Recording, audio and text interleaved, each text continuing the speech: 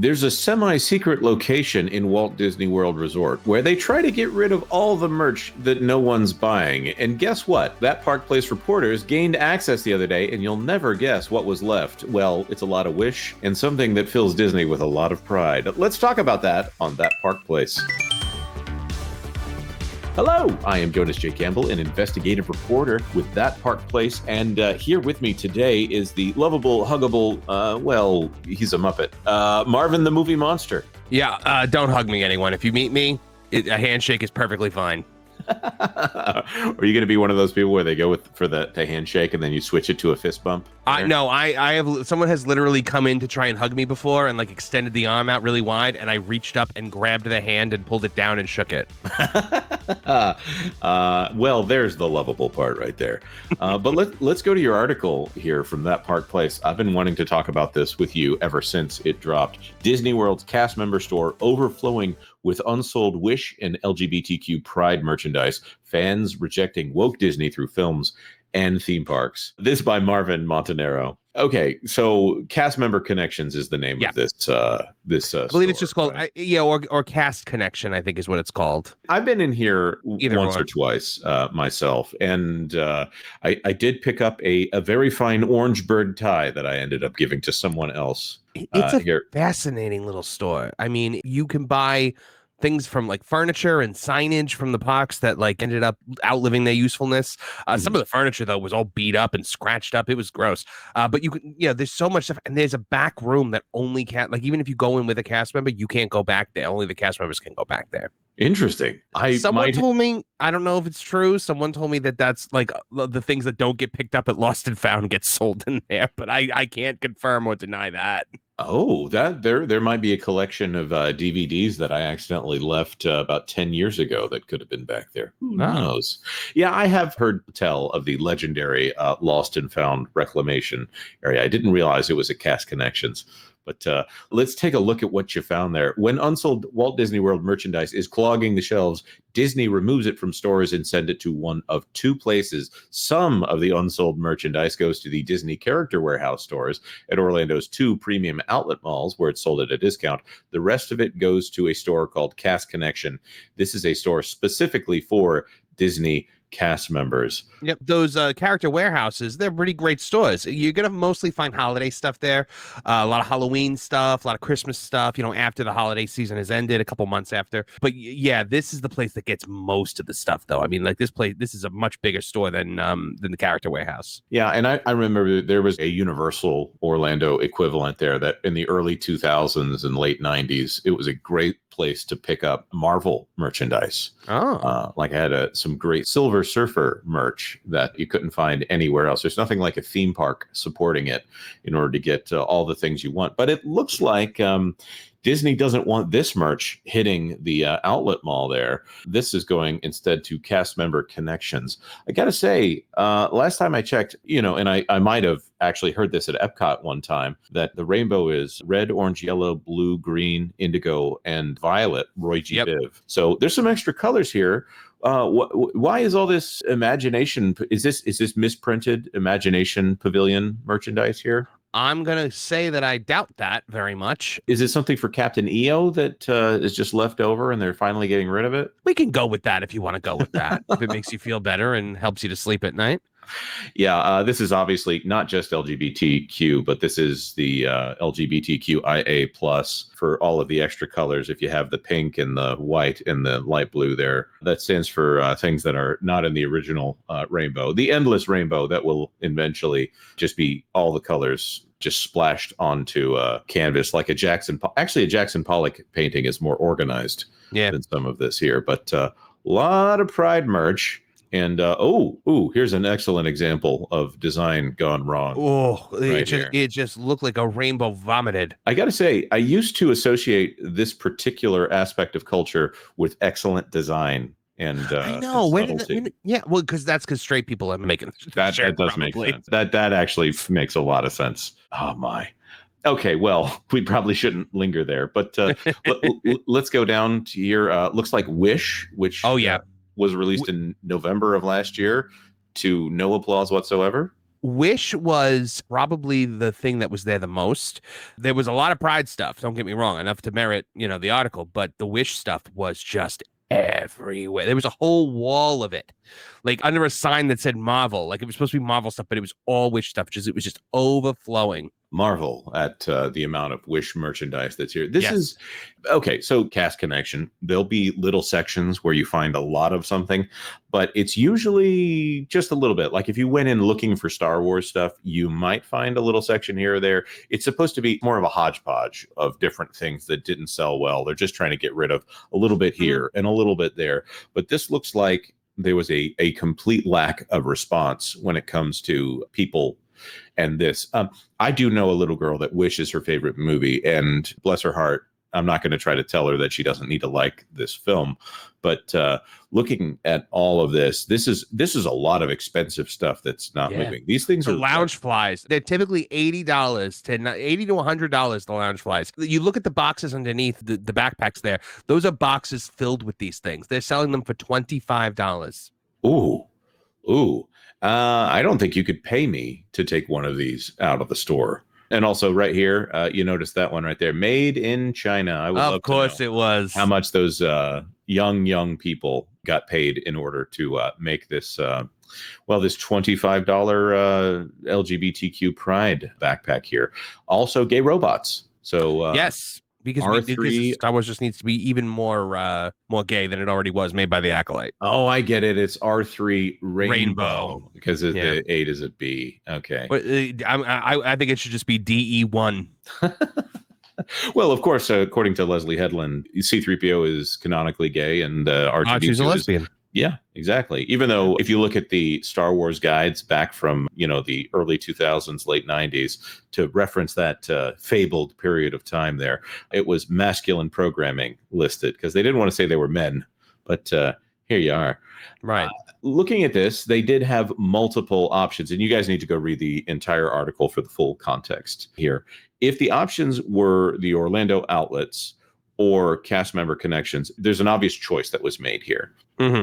This could have been flooding the shelves of the outlet malls. And the outlet malls are not supposed to be saying, this is the overflow, we're just trying to get rid of it. Cast member connections is just like the Chateau d'If in the Count of Monte Cristo. They say there are thousands of prisons in France where they would put you if you were guilty. Chateau d'If is where you go if you are innocent. In this case, there are many places that they could unload Disney merchandise at a discount. And by the way, Wish was discounted like 45% plus pass holder discounts on top of it. Oh, yeah. Before they took it out of the parks. For a very long time. The last time I was at Typhoon Lagoon, there was a big sign that said all Wish merchandise 40% off. Shoo. If the movie was good, they could have moved it. But in this case, I think this is where they go when they're ashamed that they haven't moved the merchandise. Oh, yeah. Well, and you look at the things like the Valentino, the little goat guy is sitting in that bin. Those are the Sleepy Time ones. Those are like $30 usually, I think. They were selling them for $8. Wow. 8. The little star guy, same thing, $8. And it was a big plushie too.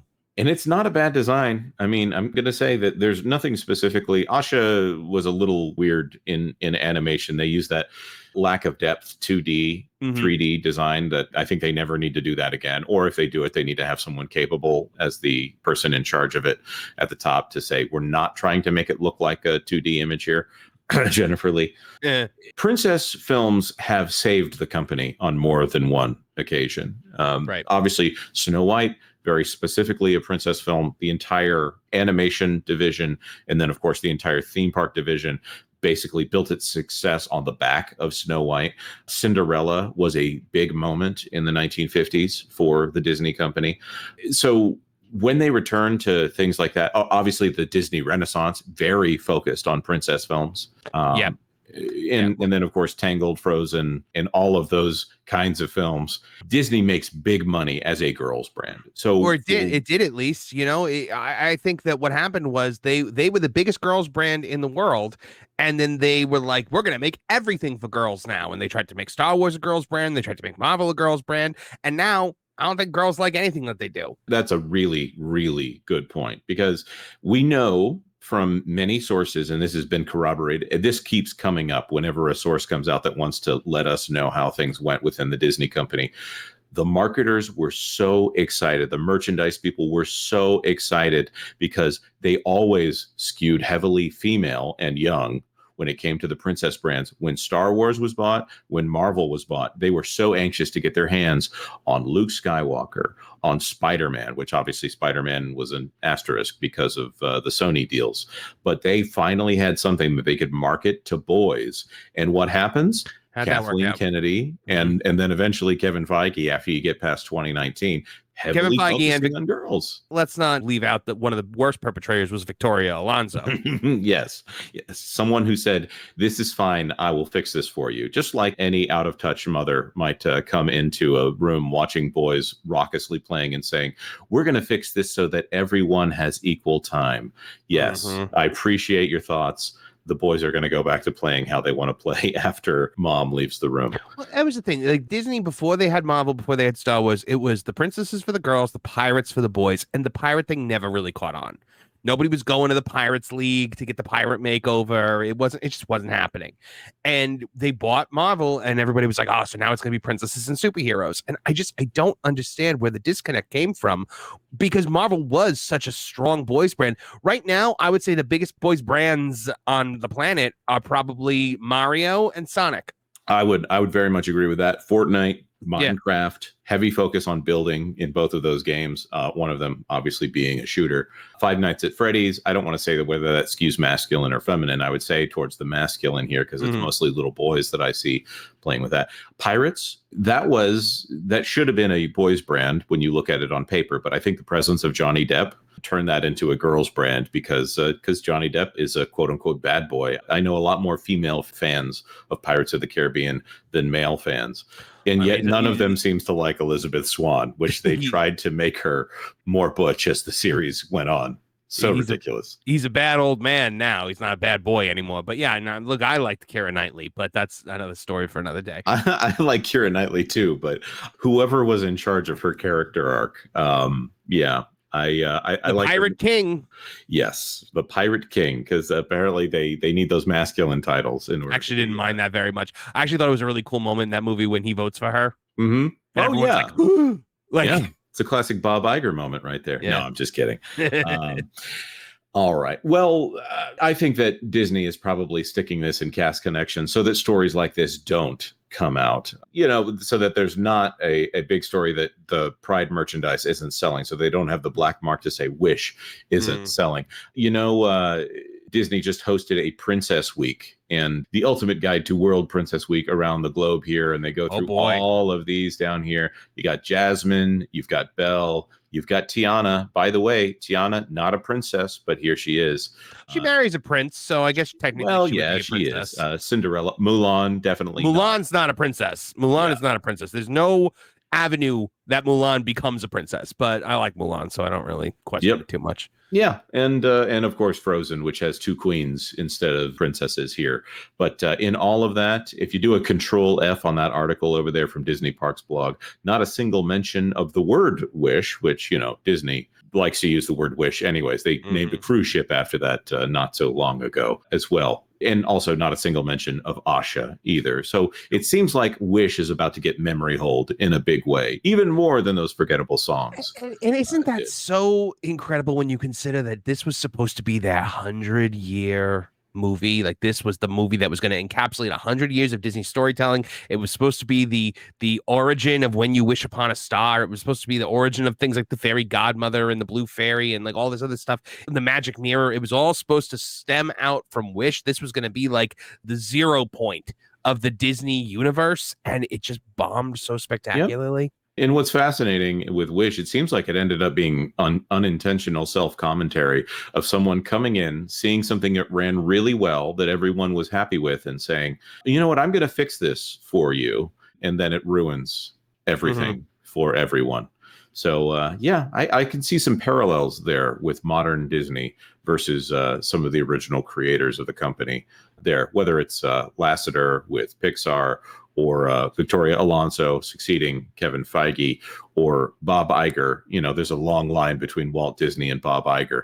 But even Eisner actually understood that Disney magic, that Walt Disney magic at the time. Right. We've talked for a very long time here, but I want to throw this to our commenters. What do you think about all this merch just sitting there on the shelves at Cast Connections? What price would you pay in order to get some of this Wish merch? I noticed there's none of that Chad Magnifico merch sitting on the shelves there. Let us know your thoughts on all of this in the comment section down below. Like this video if you like this video. Go check out Tooneytown TV and Tooneytown Wrestling, where Marvin is the focus over there. Of course, you can check him out on That Game Place as well. And consider subscribing to That Park Place for all the news that should be fun. Thanks for watching That Park Place News. For more information, consider checking out www.thatparkplace.com. And don't forget to subscribe, share, like, and send this out on your favorite social media account.